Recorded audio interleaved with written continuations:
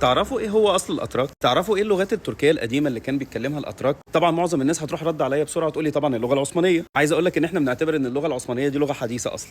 تعرفوا ان الاتراك كانوا بيتكلموا لغه اسمها اللغه الايغوريه القديمه؟ تعرفوا ان الاتراك اصلا كانوا بيكتبوا على الحجر، حجر كده اسمه اورهون ابيدالري. تعرفوا ان الاتراك عندهم دوله وحكم من قبل الميلاد كمان؟ تعرفوا ان الاتراك عندهم لغه اسمها الكرهانيه، واللغه اللي اسمها الهارزميه، ولغه الكبتشاك، وحاجات كده ممتعه ولذيذه ومسليه والله العظيم. سواء انت متخصص في التركي او مش متخصص في التركي، يعني حتى لو انت بتحب المسلسلات كده تبقى بتتفرج على المسلسل التركي وانت فاهم الدنيا ماشيه ازاي، او لو بتحب الاتراك او الثقافه التركيه. اختصر عليكم بقى اقول لكم ايه الهدف من الفيديو ده. كل الكلام اللي انا قلته ده هتلاقوه في الكتاب بتاعي اسمه لغات الترك الاولى، ده موجود حاليا في معرض الكتاب اللي موجود في القاهره في البارتيشن بتاع دار جسور للنشر والتوزيع رقم A8 يعني A8.